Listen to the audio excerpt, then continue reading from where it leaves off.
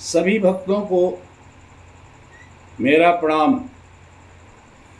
आज हम मंकी गीता का हिंदी में वाचन करेंगे। मंकी गीता महाभारत के शांति पर्व के अंतर्गत भीष्म युधिष्ठिर संवाद के क्रम में प्राप्त होती है।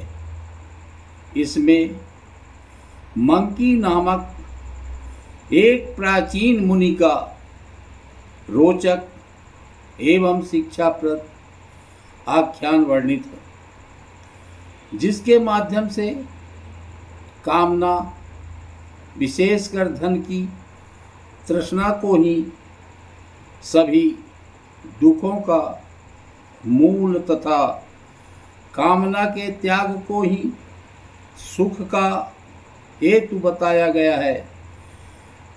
विषय के प्रतिपादन में दृष्टांत के अतिरिक्त बहुत से सबल तर्क भी उपस्थित किए गए हैं। यह मंकी गीता यहाँ भावार्थ प्रस्तुत करेंगे। युधिष्ठिर ने पूछा, यदि कोई मनुष्य धन की तृष्णा से ग्रस्त होकर तरह तरह के उद्योग करने पर भी धन ना पा सके तो वह क्या करे, जिससे उसे सुख की प्राप्ति हो सके।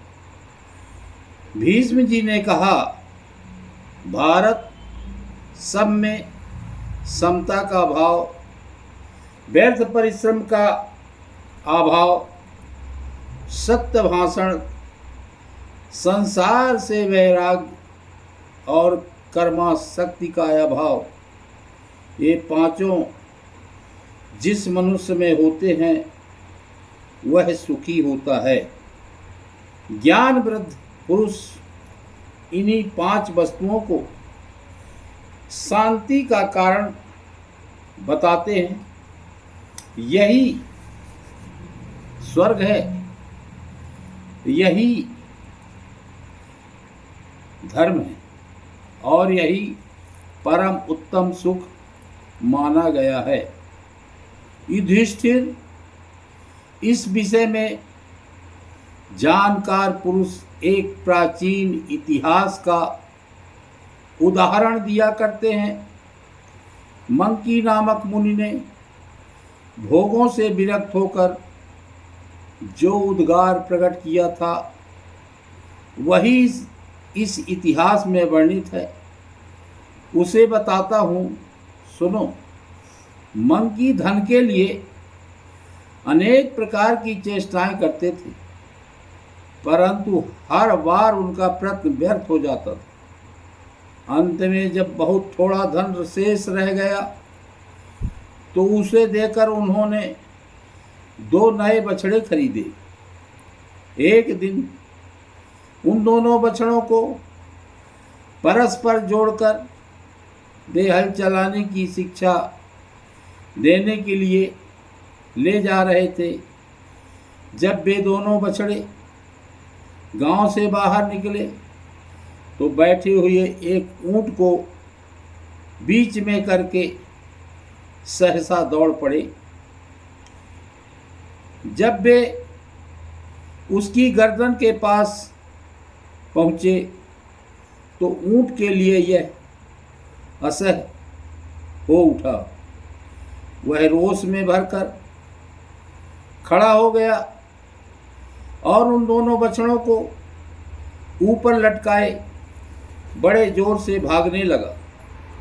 बलपूर्वक अपहरण करने वाले उस ऊंट के द्वारा उन दोनों बछड़ों को अपहृत होते और मरते देख मंकी ने इस प्रकार कहा, मनुष्य कैसा ही चतुर क्यों न हो, जो उसके भाग्य में नहीं है उस धन को वह श्रद्धा पूर्वक भली भांति प्रयत्न करके भी नहीं पा सकता। पहले मैंने जो प्रयत्न किया था उसमें अनेक प्रकार के अनर्थ खड़े हो गए थे। उन अनर्थों से युक्त होने पर भी मैं धनोपार्जन की ही चेष्टा में लगा रहा, परंतु देखो आज इन बछड़ों की संगत से मुझ पर कैसा दैवी उपद्रव आ गया। यह ऊंट मेरे बछड़ों को उछाल उछाल कर विषम मार्ग से ही जा रहा है। काकतालीय न्यास से अर्थात दैव संयोग से इन्हें गर्दन पर उठाकर बुरे मार्ग से ही दौड़ रहा है। इस ऊंट के गले में मेरे दोनों प्यारे बछड़े दो मणियों के समान लटक रहे हैं। यह केवल दैव की ही लीला है। हठपूर्वक किए हुए पुरुषार्थ से क्या होता है? यदि कभी कोई पुरुषार्थ सफल होता दिखाई देता है तो वहाँ भी खोज करने पर दैव का ही सहयोग सिद्ध होता है। अतः सुख की इच्छा रखने वाले पुरुष को धन आदि की ओर से वैराग्य का ही आश्रय लेना चाहिए। धनोपार्जन की चेष्टा से निराश होकर जो विरक्त हो जाता है वह सुख की नींद सोता है। अहो सुखदेव, मुनि ने जनक के राजमहल से विशाल वन की ओर जाते समय सब ओर से बंधन मुक्त हो क्या ही अच्छा कहा था। जो मनुष्य अपनी समस्त कामनाओं को पा लेता है तथा जो इन सब का केवल त्याग कर देता है, इन दोनों के कार्यों में समस्त कामनाओं को प्राप्त करने की अपेक्षा उनका त्याग ही श्रेष्ठ है। कोई भी पहले कभी धन आदि के लिए होने वाली संपूर्ण प्रवृत्तियों का अंत नहीं पा सकता है। शरीर और जीवन के प्रति मूर्ख मनुष्य की ही तृष्णा बढ़ती है। वो कामनाओं के दास मन, तू सब प्रकार की चेष्टाओं से निवृत्त हो जा और वैराग्य पूर्वक शांति धारण कर। तू धन की चेष्टा करके बारंबार ठगा गया है तो भी उसकी ओर से वैराग्य नहीं होता है। वो धन की कामना वाले मन, यदि तुझे मेरा विनाश नहीं करना है, यदि तू इसी प्रकार मेरे साथ आनंद पूर्वक रहना चाहता है तो मुझे व्यर्थ लोभ में न फंसा।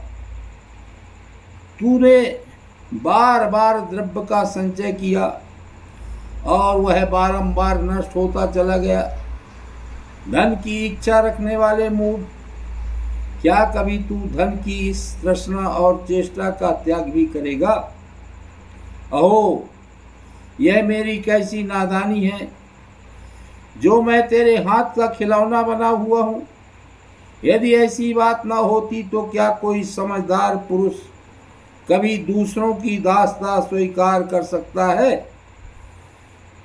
पूर्व काल के तथा पीछे के मनुष्य भी कभी कामनाओं का अंत नहीं पा सकते हैं। अतः मैं समस्त कर्मों का आयोजन त्याग कर सावधान हो गया हूँ और मैं पूर्णतः जग गया हूँ। काम निश्चय ही तेरा हृदय फौलाद का बना हुआ है, अतएव अत्यंत सुदृढ़ है। यही कारण है कि सैकड़ों अनर्थों से व्याप्त होने पर भी इसके सैकड़ों टुकड़े नहीं हो जाते। काम मैं तुझे अच्छी तरह जानता हूँ और जो कुछ तुझे प्रिय लगता है उससे भी परिचित हूँ। चिरकाल से तेरा प्रिय करने की चेष्टा करता चला आ रहा हूँ, परंतु कभी मेरे मन में सुख का अनुभव नहीं हुआ। काम, मैं तेरी जड़ को जानता हूँ। निश्चय ही तू संकल्प से उत्पन्न होता है। अब मैं तेरा संकल्प ही नहीं करूँगा, जिससे तू समूल नष्ट हो जाएगा। धन की इच्छा अथवा चेष्टा सुखदायिनी नहीं है।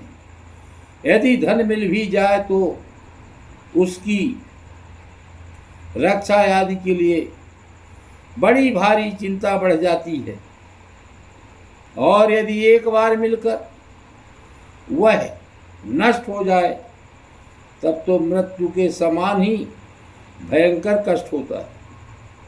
और उद्योग करने पर भी धन मिलेगा या नहीं, यह निश्चय नहीं होता। शरीर को निछावर कर देने पर भी मनुष्य जब धन नहीं पाता है तो उसके लिए इससे बढ़कर मान दुख और क्या हो सकता है।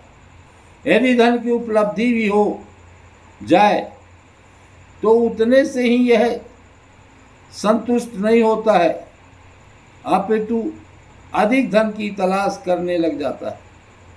काम स्वादिष्ट गंगा जल के समान यह धन तृष्णा की ही वृद्धि करने वाला है। मैं अच्छी तरह जान गया हूँ कि यह तृष्णा की वृद्धि मेरे विनाश का कारण है। अतः तू मेरा पिंड छोड़ दे।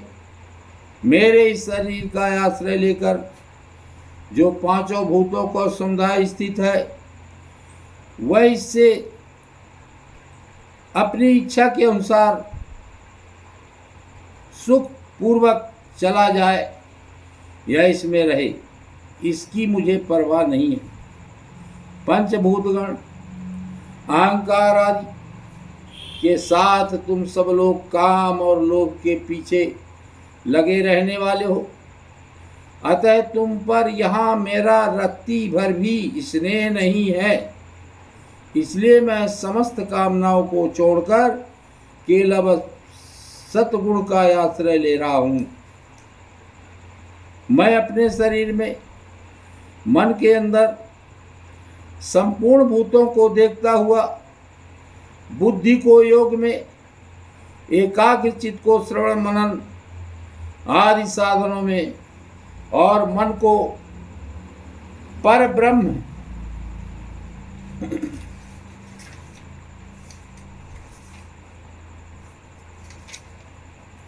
परमात्मा में लगाकर रोग शोक से रहित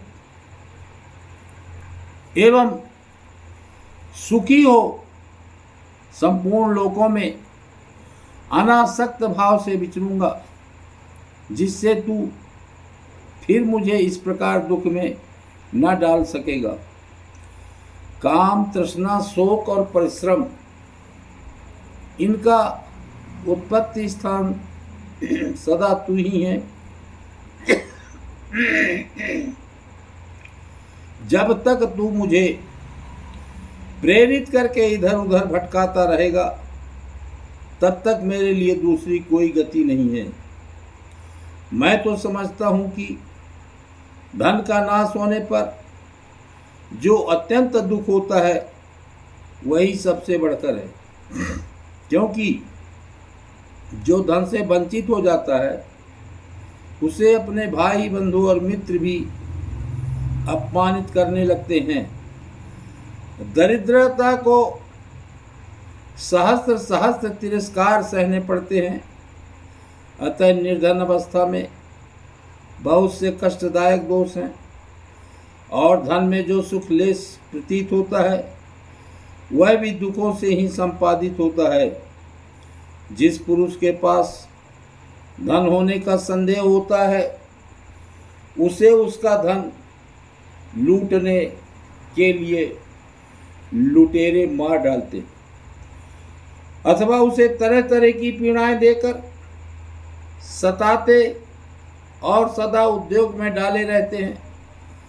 धन लोलुपता दुख का कारण है। यह बात बहुत देर के बाद मेरी समझ में आई है। काम तो जिसका आश्रय लेता है उसी के पीछे पड़ जाता है। तू तत्व ज्ञान से रहित और बालक के समान मूढ़ है। तुझे संतोष देना कठिन है। आग के समान तेरा पेट भरना असंभव है। तू यह नहीं जानता कि कौन सी वस्तु सुलभ है और कौन सी दुर्लभ। काम पाताल के समान तुझे भरना कठिन है। तू मुझे दुखों में फंसाना चाहता है, किंतु अब तू फिर मेरे भीतर प्रवेश नहीं कर सकता। अकस्मात धन का नाश हो जाने से वैराग्य को प्राप्त होकर मुझे परम सुख मिल गया है। अब मैं भोगों का चिंतन नहीं करूँगा। पहले मैं बड़े बड़े क्लेश सहता था, परंतु ऐसा बुद्धिहीन जो हो गया था कि धन की कामना में कष्ट है, इस बात को समझ ही नहीं पाता था। परंतु अब धन का नाश होने से उससे वंचित होकर मैं संपूर्ण अंगों में क्लेश और चिंताओं से मुक्त होकर सुख से सोता हूँ।